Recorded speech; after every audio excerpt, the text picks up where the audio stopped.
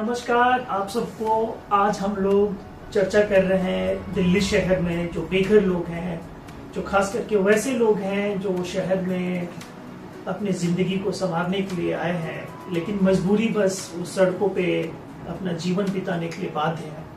उन लोगों के जीवन में किस प्रकार की समस्या होती है, खास करके तब जब शहर में और देश भर में भीषण गर्मी का प्रकोप होता है और गर्मी अपने सबाब पे होती है, जहां न जाने कितने लोगों के जीवन लीला को भी ले जाती है। तो हमारे पास दो विशेषज्ञ लोग, वैसे लोग जिन लोगों ने सदियों तक, जिन लोगों ने वर्षों तक शहर की अलग अलग भूमिकाओं में सेवा की है, और खासकर वैसे लोगों की सेवा की है जो लोग शहर के निराश्रित वर्ग के लोग होते हैं, जो लोग शहर में रिक्शा चलाने से लेके कूड़ा उठाने तक का काम करते हैं। तो हमारे पास देव कुमार जी हैं और हमारे पास सज्जन लाल जी हैं।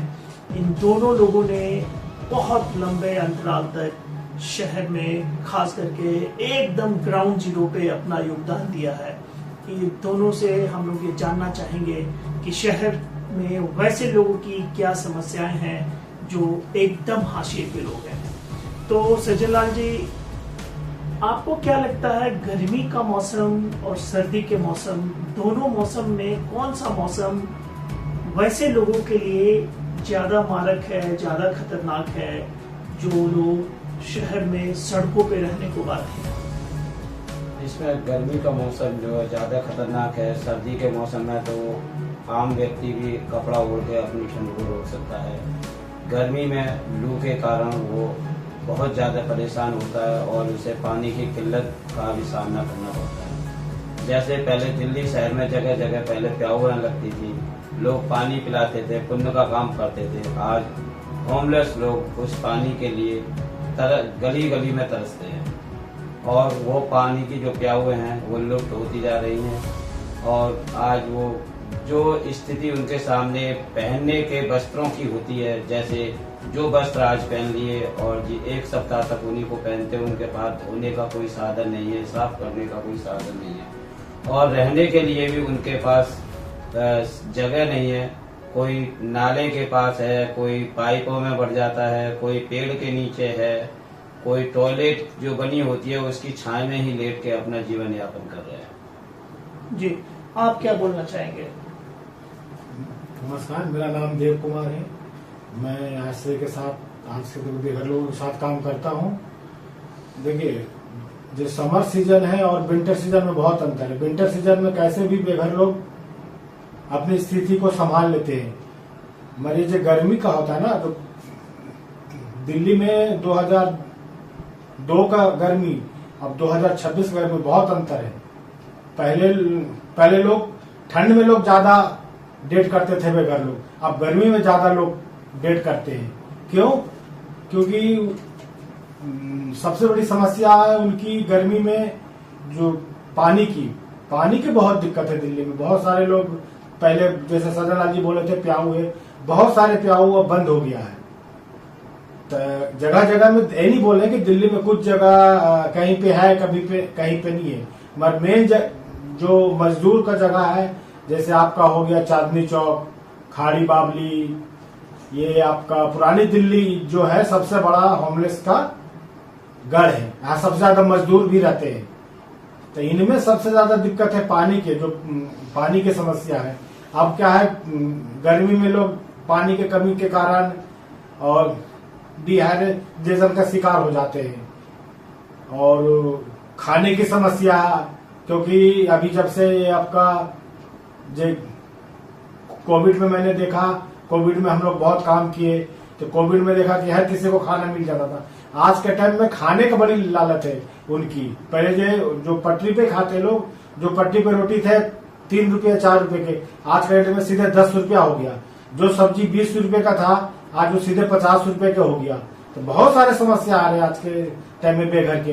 एक ही नहीं है, जो मजदूर है कंपनी में काम करने वाले, तो उन तो फिर भी ठीक है। तो ये तो सबसे ज्यादा नीचे है पे, इनको आज काम मिला, कल नहीं मिलेंगे। तो बहुत दिक्कत है, अभी इनको समस्या के सामना करना पड़ रहा है बेघर लोगों के लिए। शेल्टर तो है, शेल्टर में जितना लोग हैं उससे ज्यादा बाहर लोग रहते हैं।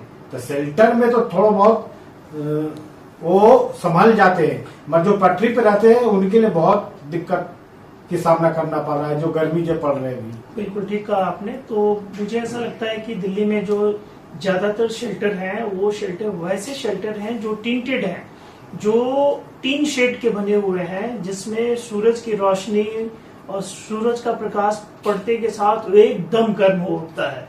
कई बार हम लोगों ने अपने काम के दौरान वैसे लोगों से मिले जो लोग धरती के ठंडा होने का, धरती के शीतल होने का इंतजार करते हैं कि अब धरती शीतल हो गई है तो उस पे वो सो जाए। तो बहुत मुश्किलात है। मुझे लगता है इस मुश्किल से हल क्या लगता है आपको इस प्रकार की समस्याओं का? जैसे पहले भी बहुत सारी संस्थाएं काम करती थी और अब सरकार को भी पहले कई अलग अलग सेक्टरों में काम करते थे।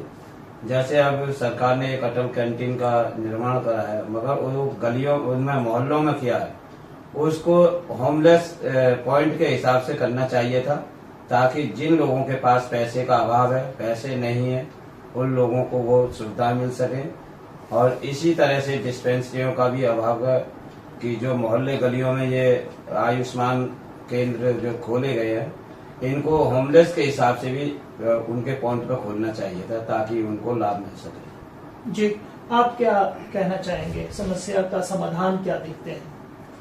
समस्या का समाधान हम चाहते हैं कि सरकार के साथ, जैसे बोला कि अटल कैंटीन है, अटल कैंटीन ऐसे ऐसे जगह खुले हैं जहां मजदूर कम है, ऐसी जगह खोलना चाहिए जहां मजदूर की संख्या ज्यादा हो।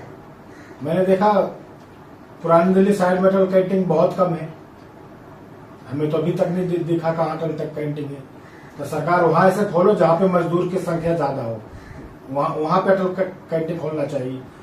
और जैसे अभी समर का सीजन है, बहुत गर्मी है, तो हम उनके आश्रय का अभियान हम और लोगों के चाहते हैं कि इनमें आए, या बेघर लोगों के लिए कुछ ऐसी चीजें प्रोवाइड करें कि उनको गर्मी से, जो मजदूर हैं दिन भर जो पसीना बहाता है, उनके लिए कुछ राहत का कुछ ऐसी ड्रिंक बांटा जाए उनके बीच में, जो उनके अंदर एनर्जी आए। ये हम चाहते हैं कि कुछ पहल हो, पानी की व्यवस्था हो। बस हम यही चाहते हैं कि पानी की व्यवस्था हो उनके बीच में। जी, तो जैसा कि दोनों लोगों ने अपनी अपनी बातें रखी आपके समक्ष, ऐसा लगता है कि ये वो वर्ग है जिसके प्रति आम नागरिक समाज का जो सोच है वो बहुत पॉजिटिव नहीं है। उनको ऐसा लगता है कि ये लोग शहर में बोझ के समान है। तो इन लोगों को देखने का दृष्टिकोण जो है वो बहुत नकारात्मक तरीके से रहता है, जबकि हमने अपने अनुभव में ये पाया है कि ये भी हमारे और आपके जैसे ही इंसान हैं, और ये लोग हमारे और आपके जैसे घरों से निकले हुए हैं, कोई किसी कारण से, कोई किसी कारण से। लेकिन इनको देखने का जो दृष्टिकोण है, उस दृष्टिकोण में हमें सकारात्मकता जब तक नहीं लाएंगे, तब तक शायद इनको हम मानव के तौर पे नहीं ट्रीट कर पाएंगे। इन्होंने बताया, दोनों लोगों ने, कि शहर में खाने की जो सस्ता खाने की जो व्यवस्था की गई है वो ऐसे स्थानों पे की गई है जहां पे प्राय ये नहीं दिखते हैं, जहां पे ये प्राय जाकर के खाना को हासिल नहीं कर पाते हैं। जबकि हमने अपने अनुभव में देखा है कि इनका एक अलग अलग अपना डोमेन होता है, एक अलग अलग कंसंट्रेशन जोन होता है।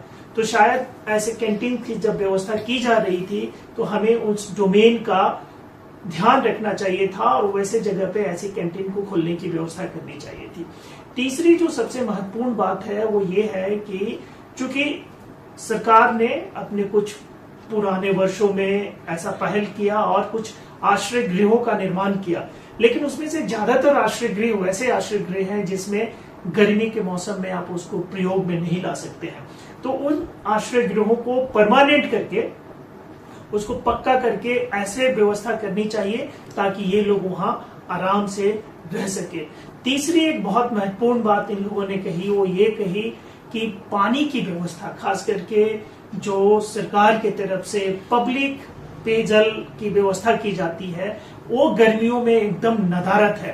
पंछी, पशु, ये तमाम लोग तो वंचित हैं ही हैं, लेकिन इसके साथ साथ ये वर्ग भी उस प्रकार के पानी को हासिल करने से वंचित है। पांचवी और आखिरी बात जो महत्वपूर्ण है इस वर्ग को कैटर करने के लिए वो ये है कि इन्हें किसी भी प्रकार की डिस्पेंसरी और किसी भी प्रकार की औषधालय के साथ जोड़ने की आवश्यकता है। हमारे जो नॉर्मल हॉस्पिटल्स हैं उसमें ऑलरेडी बहुत भीड़ है, उस भीड़ के साथ इनकी जो पहचान है वो बहुत अलग प्रकार से होती है, तो शायद इन्हें वहां स्थान नहीं मिल पाता है। तो हमें वैसे औषधालय, वैसे हॉस्पिटल्स, वैसे टर्शरी हॉस्पिटल्स के साथ भी इनको लिंक करने की आवश्यकता है। नहीं तो जिस प्रकार से ये हीट वेव चल रहा, बहुत सारे लोगों को न जाने हर साल ले लेता है और इस बार भी उसे अपने आगोश में शामिल कर सकता है। तो हम इन सुझावों के साथ हम ये कोशिश करेंगे कि सरकार को एक चिट्ठी लिखें और जो गैप्स है योजना को लागू करने में, जो गैप है लोग और सरकार से शुरू की हुई उन कामों को लोगों तक पहुंचाने में, उन दोनों के बीच में एक ब्रिजिंग द गैप करें और इस प्रकार से सुविधाओं को मुहैया कराया जाए और उसमें जो भूमिका हमारे आश्रय अधिकार अभियान की होगी उसे भी पूरी तरीके से, पूरी पुख्ता तरीके से लागू करने की कोशिश करेंगे। आप लोग हमारे साथ जुड़े, आप लोगों का बहुत बहुत धन्यवाद, शुक्रिया। अगले बार हम लोग आपके समक्ष एक दूसरे ज्वलंत मुद्दे के साथ उपस्थित होंगे। तब तक बहुत बहुत शुक्रिया, धन्यवाद।